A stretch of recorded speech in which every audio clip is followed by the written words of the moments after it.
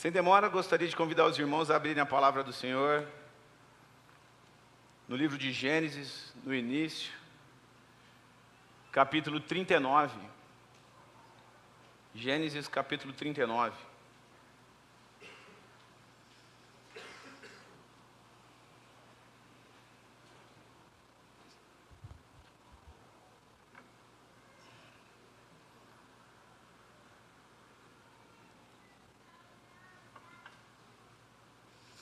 Gênesis 39 tem ali como título José na casa de Potifar. História bem conhecida, história bíblica bem conhecida, é a história de José e aqui ele já na casa de Potifar. Antes da gente entrar devidamente no texto, irmão, só para a gente contextualizar, a gente tem a história de José nos capítulos anteriores, filho de Jacó, 11º filho de Jacó. O filho querido de Jacó, o filho da sua velhice, o filho da mulher a quem ele mais amava, o dedo duro dos seus irmãos, né? Se você for ver a história de Jacó lá, quando ele começa a trabalhar com seus irmãos, lá com os servos de Bila, de Zilpa, ele voltava para ficar dedurando o que os irmãos faziam de errado.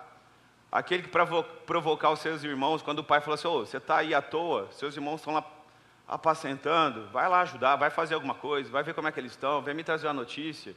É aquele que para provocar vai colocar a roupinha bonitinha que o papai deu para ele, só para os irmãos falarem, tá vendo? É aquele que desde jovem, os irmãos já olhavam para ele diferente. José, o sonhador, que não por maldade, mas ele mesmo ainda não entendia, ainda não tinha tido a revelação do Senhor, vai contar os seus sonhos, e os irmãos todos olham torto para ele, depois o próprio pai e mãe, né? Fala, mas o que você está achando? Todo mundo vai se curvar para você? Só para a gente contextualizar um pouquinho da história de José, e aí a gente entender que os seus irmãos, na verdade, olhavam para ele diferente. E aí quando ele vai ajudar, vai obedecer ao seu pai, os irmãos os vendem e ele é vendido para a caravana que passa dos comerciantes ali, e ele chega até o Egito. E aí é onde nós chegamos agora, José na casa de Potifar. Nós vamos ler do versículo 1 ao 20 do texto de Gênesis 39. José foi levado ao Egito e Potifar, oficial de Faraó, comandante da guarda egípcio, comprou-o dos ismaelitas que tinham levado para lá. O Senhor era com José, que veio a ser homem próspero e estava na casa de seu senhor egípcio. Vendo Potifar que o Senhor era com ele e que tudo o que ele fazia o Senhor prosperava em suas mãos, logrou José mercê perante ele, a quem servia, e ele o pôs de mordomo de sua casa, que lhe passou às mãos tudo o que tinha. E desde que o fizera mordomo de sua casa, e sobre tudo o que tinha, o Senhor abençoou a casa do egípcio, por amor a José. A bênção do Senhor estava sobre tudo o que tinha, tanto em casa como no campo. Potifar, tudo o que tinha, confiou às mãos de José, de maneira que, tendo-o por mordomo, de nada sabia, além do pão que se alimentava. José era formoso de porte e de aparência. Aconteceu, depois dessas coisas, que a mulher de seu senhor pôs os olhos em José e lhe disse, deita-te comigo. Ele, porém, recusou e disse à mulher do seu senhor, tem-me por mordomo o meu senhor, e não sabe do que há em casa, pois tudo o que tem passou ele às minhas mãos. Ele não é maior do que eu nesta casa, e nenhuma coisa me vedou, senão a ti, porque és a sua mulher. Como, pois, cometeria tamanha maldade e pecaria contra Deus? Falando ela a José todos os dias, não lhe dando ele ouvidos, para se deitar com ela e estar com ela. Sucedeu que, certo dia, veio ele à casa, para atender aos negócios. Ninguém dos de casa se achava presente. Então ela o pegou pelas vestes e lhe disse, deita-te comigo. Ele, porém, deixando as vestes nas mãos dela, saiu fugindo para fora. Vendo ela que ele fugia para fora, mas havia deixado as vestes nas mãos dela, chamou pelos homens de sua casa e lhes disse, vede, trouxe-lhes meu marido, este hebreu, para insultar-nos. Veio até mim para se deitar comigo, mas eu gritei em alta voz. Ouvindo ele que eu levantava a voz e gritava, deixou as vestes ao meu lado e saiu fugindo para fora. Conservou ela junto de si as vestes dele, até que seu senhor tornou a casa. Então lhe falou segundo as mesmas palavras e disse: o servo hebreu que nos trouxe veio ter comigo para insultar-me. Quando, porém, levantei a voz e gritei, ele, deixando as vestes ao meu lado, fugiu para fora. Tendo o Senhor ouvido as palavras de sua mulher, como lhe tinha dito, desta maneira me fez o teu servo. Então ele se acendeu a ira.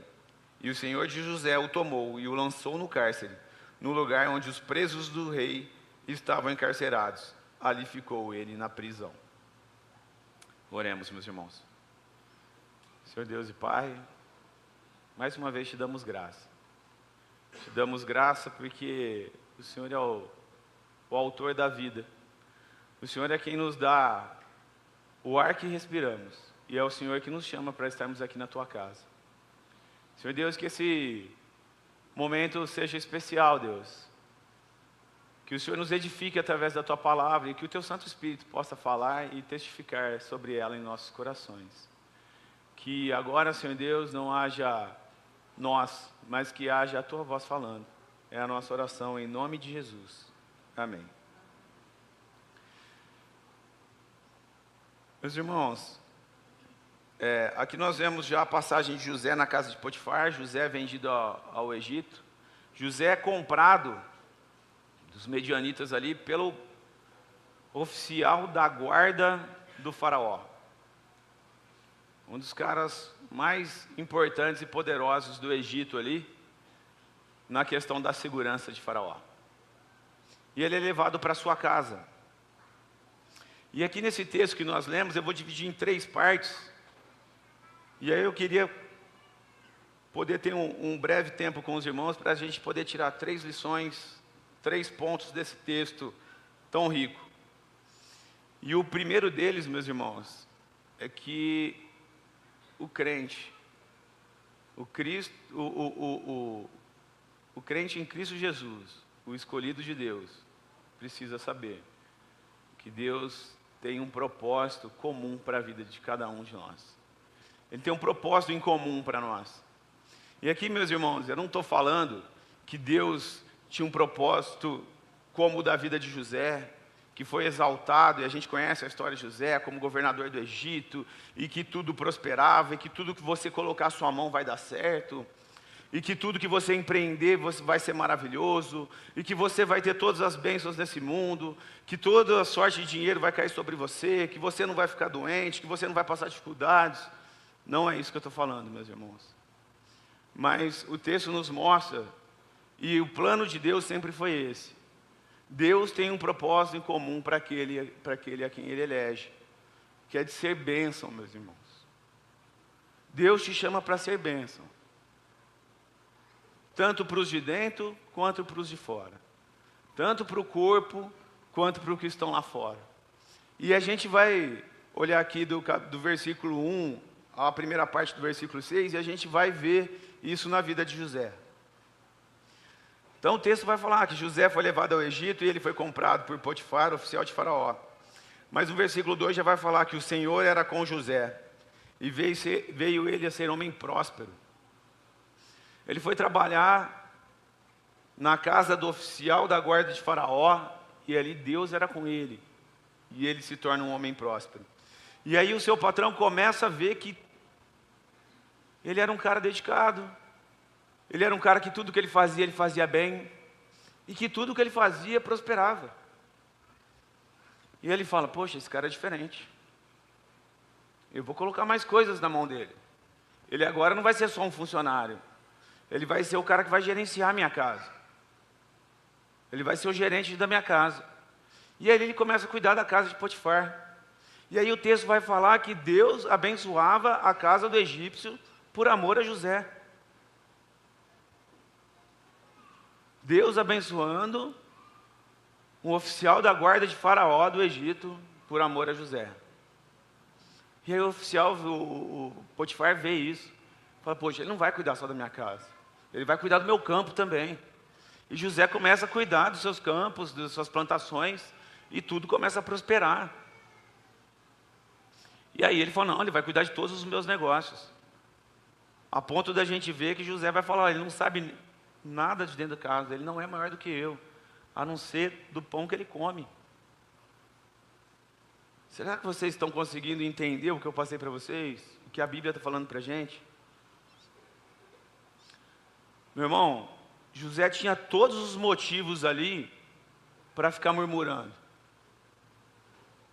Ele tinha todos os motivos para não querer desempenhar o bom papel na casa do egípcio. Ele tinha todos os motivos para olhar para Deus e falar, não, fui vendido pelos meus irmãos, sou servo, escravo na casa de um egípcio, agora eu tenho que trabalhar para ele, eu tenho que ficar cuidando de um monte de coisa, eu tenho que fazer tudo isso. Ah não, não está certo isso. Meus irmãos, vocês entendem que ele estava em uma outra cultura, em um outro país, sozinho, um jovem, e aí o texto vem dizer que a mercê do Senhor era com ele, o favor do Senhor era com ele, e tudo que ele punha a mão prosperava. E aí o seu senhor, o egípcio, via isso, e através de José a sua casa era abençoada, e tudo o que ele tinha era abençoado. Tudo o que ele tinha era abençoado. Meus irmãos, o fato é que o texto está revelando para a gente que Deus chama os seus filhos para ser bênção. Mas não só esse texto, a gente vê o chamado de Abraão lá em Gênesis 12. Deus já tinha falado para ele, de ti farei uma grande nação, e muitos serão abençoados. Esse sempre foi o propósito de Deus para o seu povo. Ele nunca chamou um povo para se fechar, e que só você vai ser escolhido, e você foi chamado para ser ali, recluso dentro da sua igreja, dentro das 4 paredes do templo, e guardar a bênção para você, a alegria da salvação para você. Nunca foi esse o plano de Deus. Nunca foi esse, desde o início. O eleito, ele é chamado para ser bênção. Não só para os de dentro, não só na casa do Senhor, mas também para o de fora. Mas também aonde ele é inserido. E aí, meus irmãos, eu gostaria de convidá-los a refletir. Como é que você tem atendido a esse chamado? Você já entendeu que Deus tem esse chamado para você? Eleito do Senhor, escolhido do Senhor? Como é que você tem desempenhado o seu papel, tanto na igreja, quanto lá fora? Eu tenho certeza que todos aqui já viram, ou os que não viram, quando a gente recebe um novo membro, alguém é batizado ou recebido, tem uma frase, na verdade tem duas, né, pastor? Depois tem o convite da pizza, mas tem uma frase que ele sempre diz: meus irmãos, aqui você é chamado para trabalhar também, tem muito trabalho. Como é que você tem respondido a esse chamado do Senhor, meu irmão? Não é do pastor, não é da Igreja Presbiteriana Nova Canaã. Como é que tem sido a resposta na sua vida?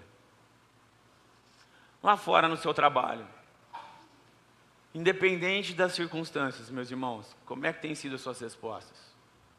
Como é que tem sido as suas atitudes? Lembro vocês mais uma vez, José é vendido pela sua própria família, escravo na casa do guarda, do oficial da guarda de Faraó. Meus irmãos, olha que circunstâncias que ele estava. Ele não estava aqui num emprego maravilhoso, que ele podia fazer o que ele quisesse, que ele podia sair o que ele quisesse, a hora que ele quisesse. Não, ele era um servo comprado na casa do oficial de um país diferente do dele. E às vezes a gente fica esperando eu estar no melhor emprego, na melhor posição, para falar, nossa, agora... Não, meu irmão, onde você se encontra, no seu trabalho, no desempenho que você tem que fazer, como é que você tem respondido a Deus diante do chamado de ser bênção? Como é que tem sido a sua resposta? Você é estudante, você que está se preparando para um vestibular ou ainda não, como é que tem sido a sua disposição no seu estudo? Nos seus relacionamentos? Opa! fato aqui. No trato com a sua esposa, com o seu esposo, com a sua mãe, com o seu pai. Como é que tem sido o seu posicionamento ao chamado de ser bênção, meus irmãos? Fato aqui é que José, apesar das circunstâncias, parece que entendeu o seu chamado. A gente vê no texto que tudo o que ele fazia prosperava. Tudo o que ele colocava à mão, Deus abençoava. Porque Deus era com ele. E ali ele podia abençoar também aqueles que estavam ao seu redor, meus irmãos. Muitas vezes a gente fica procurando desculpas, né? Ah, mas o meu patrão. Ah, mas não é justo o que acontece comigo. Ah, mas ele me pede mais do que eu devia fazer. O texto foi mostrando para a gente que a cada coisa que José fazia prosperava. O que Potifar fazia? Não, vai cuidar disso também. Não, você vai administrar isso também. O texto não passa José reclamando, murmurando, mas muito pelo contrário. O texto mostra Deus o abençoando e ele podendo ser bênção na vida de um de fora, de um país estrangeiro, e que o havia comprado. E eu queria deixar esse primeiro ponto como reflexão para a gente, meus irmãos. Como é que a gente tem reagido a esse chamado de ser bênção, apesar das circunstâncias, apesar das dificuldades? Como nós temos reagido a esse chamado, tanto para os de dentro, quanto para os de fora? Segundo ponto, meus irmãos, que eu gostaria de trabalhar com os irmãos aqui rapidamente, é que o crente também precisa entender e saber por que ele precisa se manter fiel diante do pecado. E aí eu convido os irmãos para a gente voltarem a palavra aqui, do final do versículo 6 até o versículo 12. Final do versículo 6 vai trazer um detalhe interessante para a gente, que às vezes pode passar desapercebido, e o texto tem alguns detalhes desse. Mas o final do versículo 6 vai dizer que José era formoso de porte e aparência.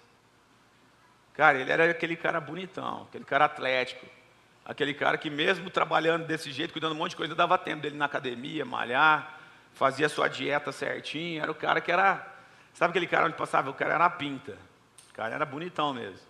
Aquele loirão dos olhos azuis, não, né? Ali nessa época, naquele lugar, difícil.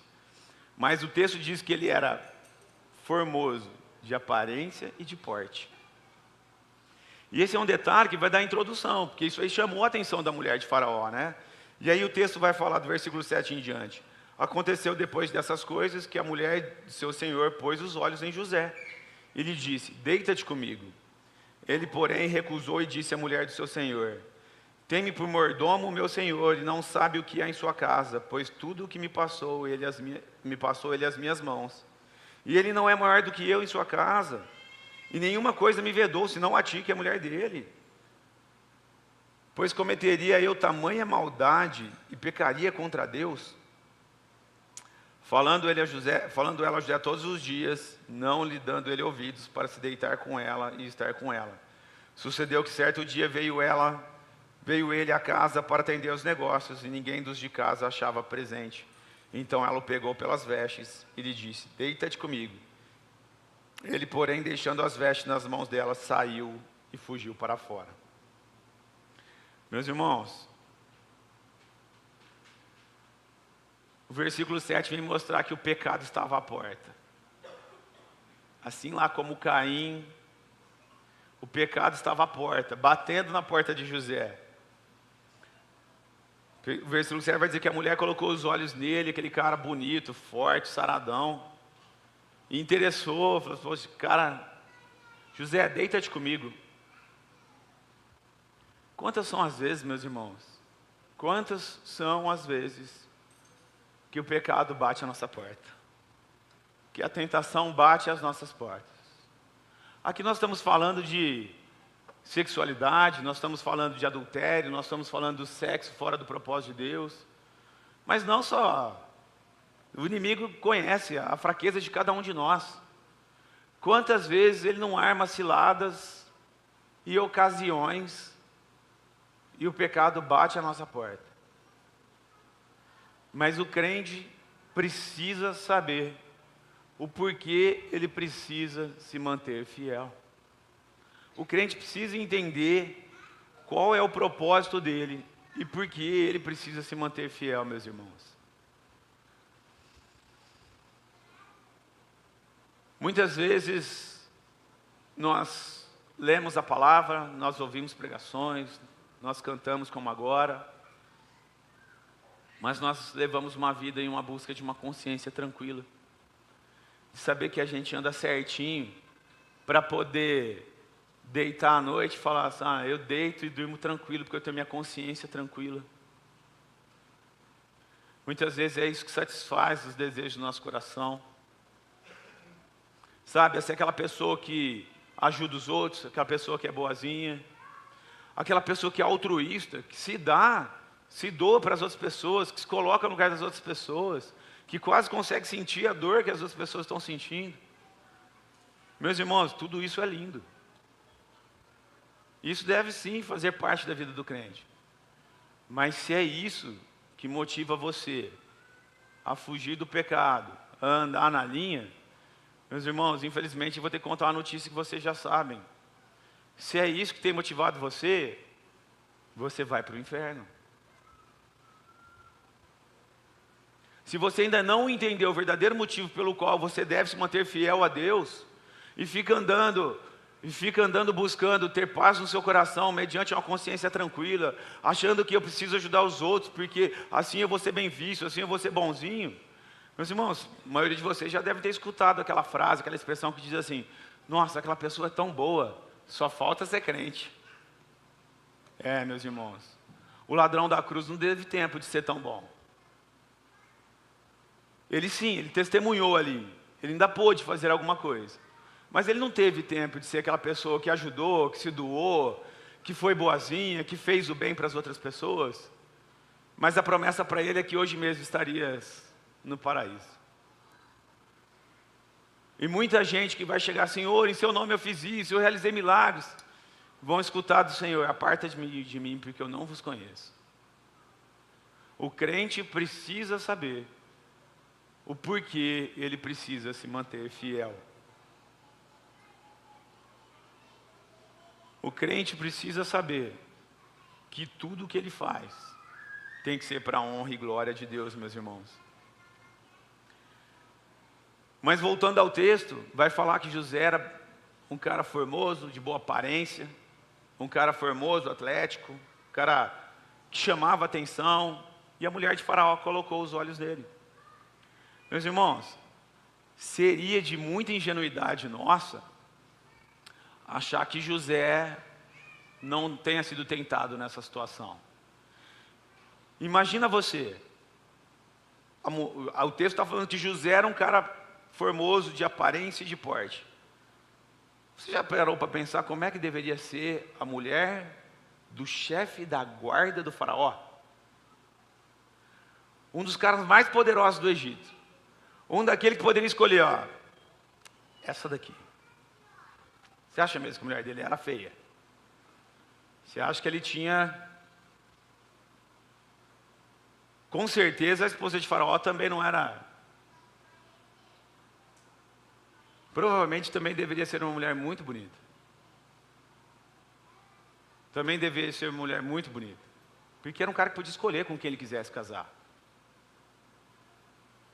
E o texto vai discorrer aqui que ela chega a José e fala, deita-te comigo. Mas a resposta de José no versículo 9 é a seguinte. E é ele falando do seu senhor de Potifar, né? Ele não é maior do que eu nesta casa, e nenhuma coisa me vedou, senão a ti, pois é a sua mulher. Como, pois, eu cometeria tamanha maldade e pecaria contra Deus? Meus irmãos, José entendia.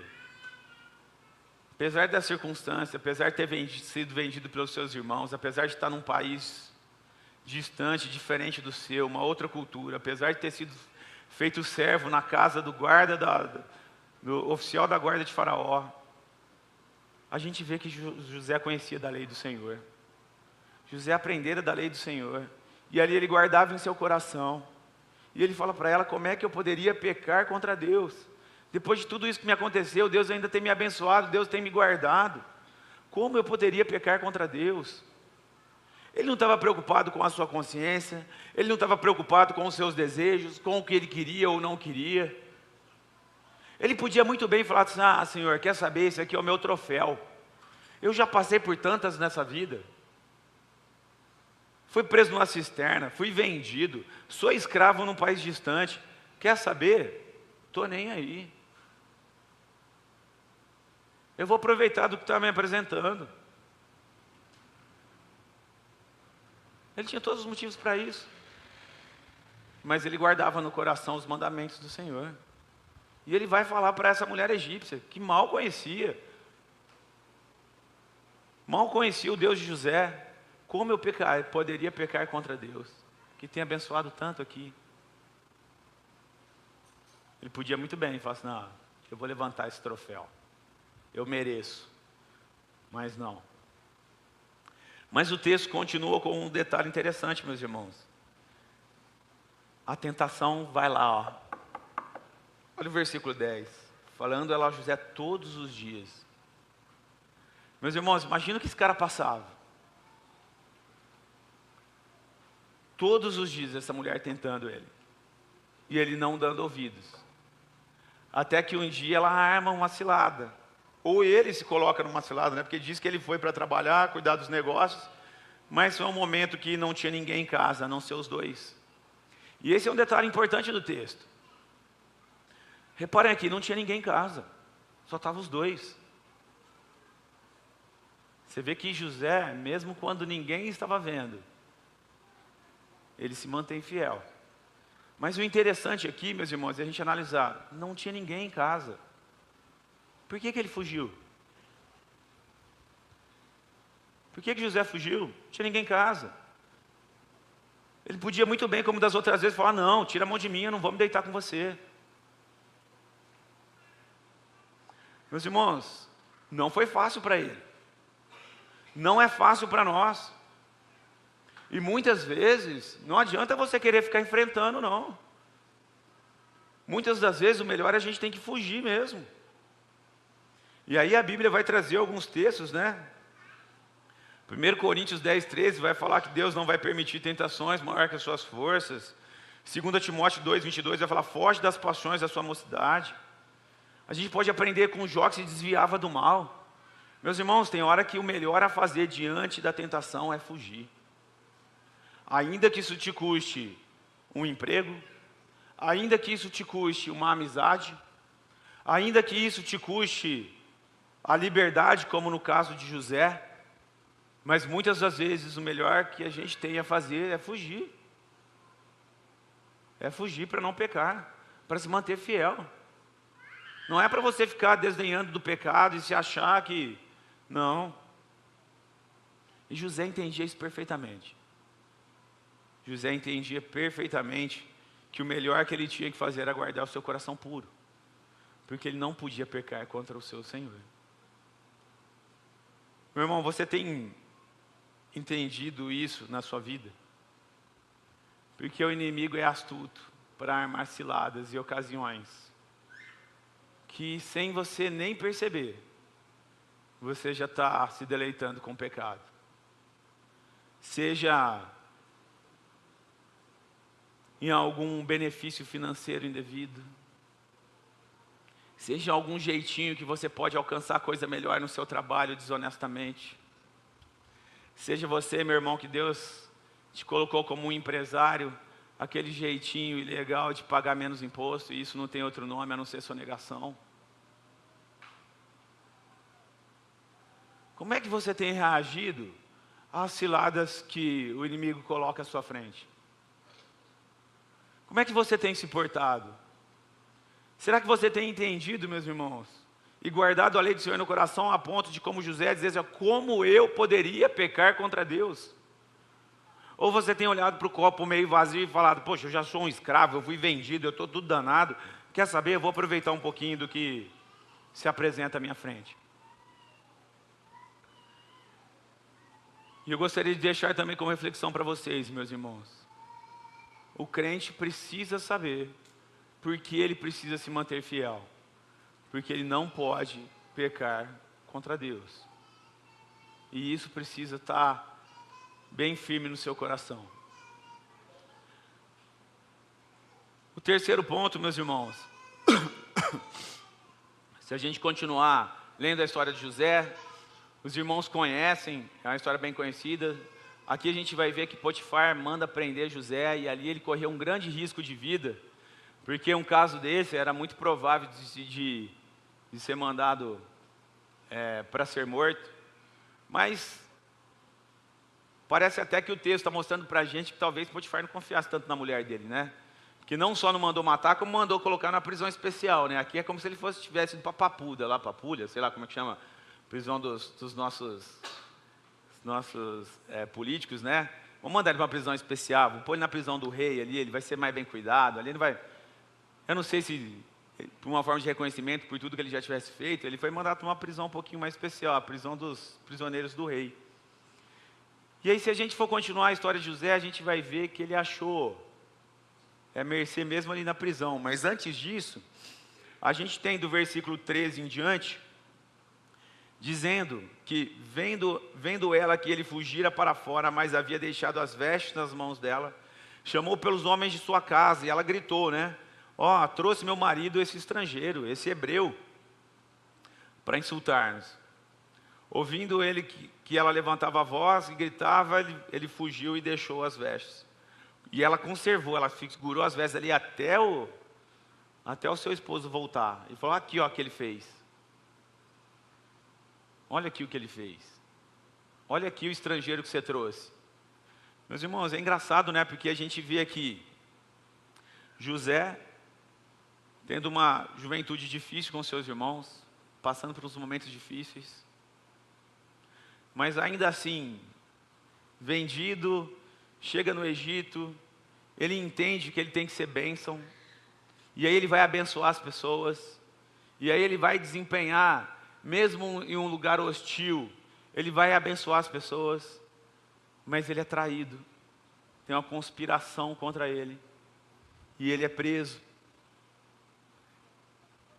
Mas mesmo na cadeia, se você continuar o texto depois, você vai ver que ele acha a mercê do Senhor, e ali ele acha favor em relação ao carcereiro, e aí ele vai administrar a cadeia ali, e aí depois ele vai interpretar o sonho do copeiro e do padeiro, né?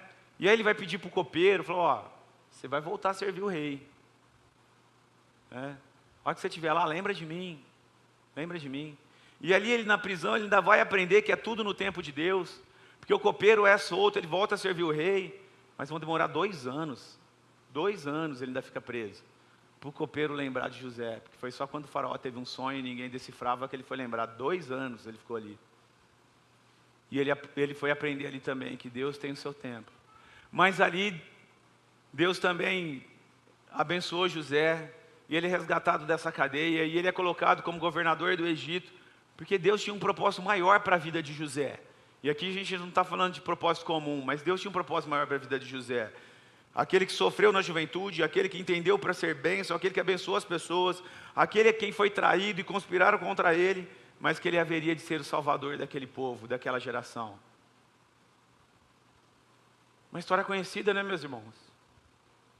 Os evangelhos trazem uma história bem parecida com essa. Bem parecida com essa. De alguém que não teve uma infância tão fácil, de alguém que também foi humilhado, que precisou aprender a andar, a falar, a comer, que já na sua mocidade começa a entender o chamado, ou começa a entender, não, ele sempre soube o seu chamado, mas ele foi ser bênção para as pessoas, mas ele mesmo que disse, o filho do homem tem noites que não tem onde reclinar a cabeça. Aquele que abençoa pessoas com palavras, que vai salvar casamentos, aquele que vai abençoar espiritualmente e fisicamente, vai curar pessoas, que fazia o bem, que pregava palavras de arrependimento, mas que também é traído num plano mentiroso, numa conspiração sórdida. Ele também é levado preso, interrogado, torturado e crucificado. Mas para quem Deus também tinha um propósito, e um propósito muito maior para a vida de José, do que da vida de José. Para não ser salvador só de uma geração, de um povo, mas para ser a salvação de toda a geração do povo eleito de Deus. E não é coincidência a história de José, como não era coincidência a história de Moisés, como não era coincidência a história de Adão. A Bíblia trata isso, os teólogos estudiosos vão tratar isso como tipos de Cristo. Todos eles se remetendo ao nosso Salvador perfeito, né? E aí nós temos nos evangelhos a história de Cristo Jesus. Perdão, meus irmãos. Só que diferente da história de José, meus irmãos, que foi entendendo ao passar, ao agir de Deus, o propósito de Deus para a sua vida, Jesus sempre soube do propósito de Deus para a sua vida. Jesus desde o princípio sabia do plano de Deus. Se você ler lá em Marcos 8:31, Marcos 9:31, Marcos 10, de 33 a 34, só no Evangelho de Marcos nós temos essas 3 passagens que Jesus vai falar para os seus discípulos. Será necessário que o Filho do Homem seja entregue.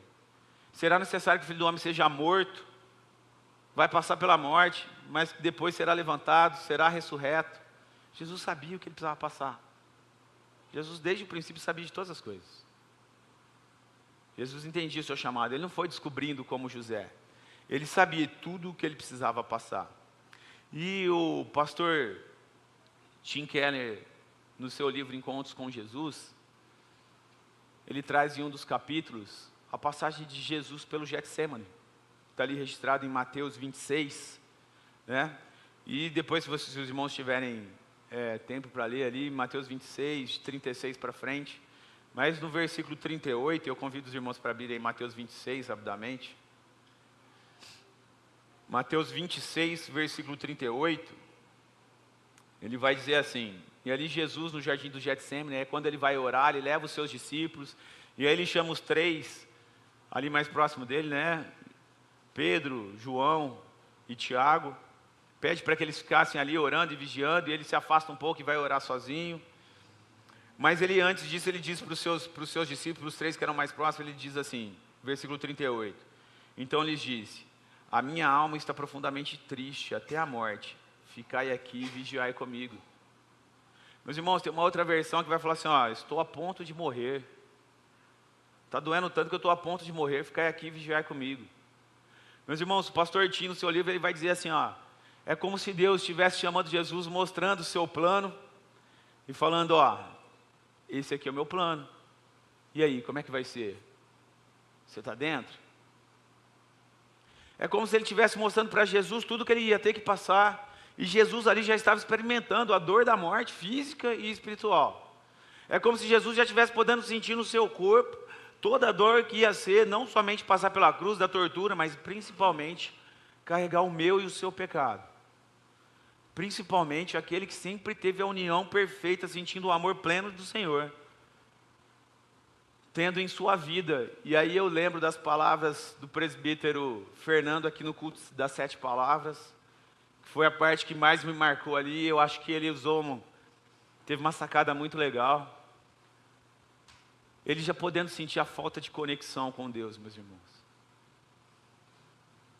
Aqui Jesus já começava a sentir no seu corpo a falta da conexão com Deus. A quem aquele era um. A quem aquele sempre foi perfeitamente ligado. Aqui ele já começava a sentir não só a distância do seu amor, mas da pessoa de Deus, do Pai amado. E já começava a sentir sobre ele todo o peso da ira de Deus, o Deus onipotente, o Deus todo-poderoso. Ele já começava a sentir que ele estava perdendo a conexão com Deus, a ponto dele virar para os seus discípulos e falar assim, olha, vigiar e orar comigo, porque minha alma está a ponto de desintegrar. Eu estou a ponto da morte. E o pastor Tim Keller ele vai dizer que Deus fez isso com Jesus para que não parecesse injusto. Fazer que Jesus passasse pela cruz sem entender e sem sentir o que ele devia de fazer. Sem entender o que ele tinha que sofrer. E é muito bonito essa passagem, porque Jesus vai fazer uma oração para Deus, sem palavras maravilhosas, sem rodeios, muito sincero, mas de um coração obediente. E não só uma, mas 3 vezes. Ele vai colocar a sua vontade para o Pai, porque às vezes a gente fica com medo de falar, Pai, ó, eu quero isso, eu não sei se é o melhor. Mas é mais uma vez aqui Jesus nos ensinando a orar. Deus, se possível, passa de mim esse cálice. Eu estou vendo, eu não sei se eu vou aguentar. Está parecendo que é muito para mim. Pai, está pesado. Está pesado. Se possível, tira isso, muda esse plano. Mas contudo, seja feita a tua vontade. Será que quando você ora a Deus, você é sincero assim, meu irmão? Será que você rasga seu coração e fala, Senhor, não está do jeito que eu quero. Não foi assim que eu imaginei. Não era desse jeito que eu esperava. Mas contudo, é o Senhor que sabe de todas as coisas. É o Senhor que está no domínio de todas as coisas. Faz conforme a tua vontade. E Deus aqui, e Jesus aqui num ato de tremenda obediência, porque ele sabia quem servia. Ele sabia quem ele tinha que ser fiel, como nós escutamos aqui há 2 domingos na pregação do pastor Felipe. Foi tentado, mas ele sabia o motivo pelo qual ele tinha que ser fiel. Aqui ele também é obediente, a ponto de colocar a sua vida nas mãos de Deus e dizer, Senhor, se possível, passa de mim esse cálice. Se possível, tira de mim esse peso. Se possível, reconecte a conexão comigo, porque está faltando. O meu sinal está fraco e já está sumindo. Eu não tenho mais forças. Está doendo demais, porque minha conexão era perfeita, estava cheia a antena. E agora não tem mais nada. A dor da ira de Deus é muito grande para mim. O pecado dos meus irmãos, a quem eu amo, é muito. É muito sobre minhas costas. Se possível, passa de mim. Mas acima de tudo, faça a tua vontade, Senhor. Faça a tua vontade, Senhor. Meus irmãos, e nós, pela graça de Deus, somos abençoados com essa obediência de Cristo Jesus, que vai à morte. E aí o pastor Tim vai dizer que é como se Jesus olhasse e antes ele podia contemplar da glória de Deus, mas à sua frente que estava abrindo era o inferno. E ele sabia que por ali ele teria que passar e vencer. Mas como ele também já havia predito aos seus discípulos, assim como José é levantado da prisão e colocado como governador do Egito, assim podendo salvar uma geração, não só a sua família, mas uma geração do povo eleito de Deus, ali da fome que viria se abater sobre aquela época, naquela parte do mundo. Jesus também é ressurreto do mundo dos mortos. Jesus também vence a morte e o inferno, para que toda a geração dos eleitos de Deus alcançasse de uma vez por todas a salvação. Todos aqueles a quem Deus escolheu tivessem a salvação em Cristo Jesus, na morte e ressurreição e vida eterna em Cristo Jesus. Esse sempre foi o plano de Deus. Sempre foi o plano de Deus. A salvação para os seus. A salvação para os seus eleitos. Meus irmãos, eu termino aqui rogando a Deus que nos momentos difíceis a gente consiga enxergar a mercê e o favor de Deus em nossas vidas. Que mesmo nas circunstâncias, por mais adversas que elas pareçam, nós nos lembremos do chamado a ser bênção, aonde quer que Deus nos coloque. Porque muitas das vezes é mais fácil a gente ver o copo vazio meio vazio do que o copo meio cheio. Muitas das vezes é mais fácil murmurar e reclamar e ficar olhando o que está dando errado. Que Deus te ajude, meus irmãos, a enxergar que você é colocado aonde quer que você esteja, para ser bênção, tanto para os de dentro quanto para os de fora. Que Deus te ajude a te manter fiel, que você tenha em seu coração a convicção e guarde a lei do Senhor, para entender como José entendia, como Jesus também foi tentado e não pecou. E entender porque você deve se manter fiel, porque você não pode pecar contra Deus. E acima de tudo, meus irmãos, que você tenha essa paz no coração, entendendo que essa promessa aqui, e esse propósito que Deus teve para a vida de José, que era um representante de Jesus, que veio a ser o nosso substituto, ali naquela cruz, morrendo a morte que era preparada para nós, e que também viveu a vida que nós deveríamos ter que vivido, uma vida de plena obediência. Mas que esse ato é que nos agracia com a promessa, não da de ser exaltado, ser levado a governador ou algo assim, mas a promessa maior do que essa, meus irmãos, de termos a coroa da vida e a coroa da vida eterna. Que isso seja motivo de alegria e seja um motivo de incentivo, de motivação para as nossas vidas, meus irmãos. Em nome de Jesus. Amém.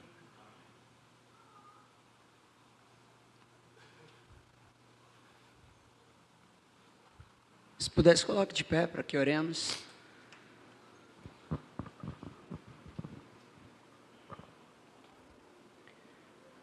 Deus Pai, em nome de Jesus, damos graças pela revelação do amor, pelo que a história no Antigo Testamento